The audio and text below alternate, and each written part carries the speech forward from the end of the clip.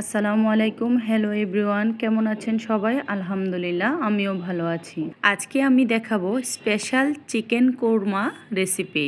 অতিথি আপ্যায়নে অনেকেই চিকেন কোরমা রান্না করেন। সাধারণ রান্নার চাইতে একটু ভিন্নভাবে এই চিকেন কোরমা রান্না করতে হয়। চিকেন কোরমা যে কোনো আয়োজনকে আরও স্পেশাল করে তোলে। আমি এই রেসিপিতে পারফেক্ট টেস্ট এবং পারফেক্ট ফ্লেভারের কোরমা রান্না করে দেখাবো।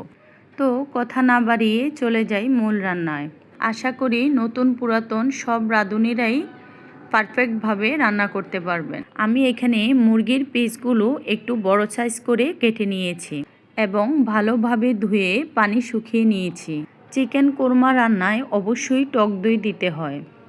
এখন আমি টক দই দিয়ে চিকেন পিসগুলোকে ম্যারিনেট করে রেখে দেব। সবগুলো চিকেন পিসের সাথে টক দইটা আমি ভালোভাবে মেখে নেব। এভাবে ম্যারিনেট করে রেখে দিলে চিকেন কুরমার টেস্টটা দ্বিগুণ বেড়ে যাবে। আমি এখানে সামান্য পরিমাণ লবণও দেব। ভালোভাবে মেখে 30 মিনিটের জন্য রেখে দেব। এখন চুলায় একটি কড়াই বসিয়ে দেব।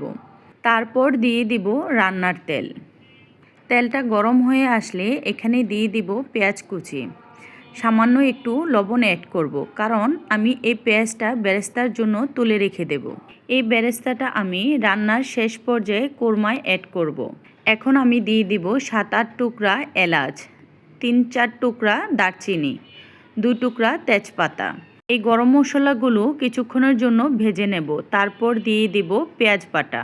চুলার আঁচ মিডিয়ামে রেখে পেঁয়াজটা ভালোভাবে নেড়েচেড়ে দেব। তারপর দিয়ে দিব রসুন বাটা। তারপর দিব আদা বাটা। আদা রসুন বাটা দেওয়ার পর তেলে কিছুক্ষণ ভেজে নেব। এখন অ্যাড করে দেব বাদাম বাটা। বাদামটা আমি 30 মিনিটের জন্য ভিজিয়ে রেখেছিলাম। তারপর শিলপাটায় বেটে নিয়েছি। এখন এই পর্যায়ে অ্যাড করে দেব লবণ। এই পর্যায়ে এসে দিয়ে দেব ধনিয়ার গুঁড়া, তারপর দিয়ে দেব জিরার গুঁড়া।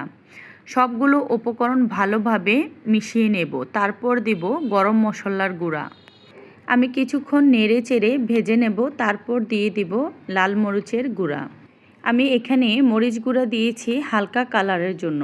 এই পর্যায়ে আমি ম্যারিনেট করা মাংসটা দিয়ে দেব এবং ভালোভাবে মিশিয়ে নেব। এখানে চুলার আঁচ মিডিয়ামে রেখে রান্নাটা করতে হবে।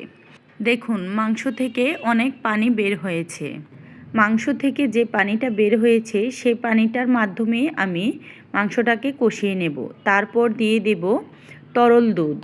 আমি এখানে পানি ব্যবহার করব না, পানির বদলে দুধ দিয়ে দিলাম। চিকেন সিদ্ধ হতে কিন্তু বেশি সময় লাগে না। এখন মাংসের পিসগুলো আমি নিচ থেকে ওপরে উঠিয়ে দেব। আমার রান্নাটা শেষ পর্যায়ে। এখন আমি আগে থেকে ভেজে নেওয়া পেঁয়াজ বেরেস্তাগুলো ওপরে দিয়ে দিচ্ছি।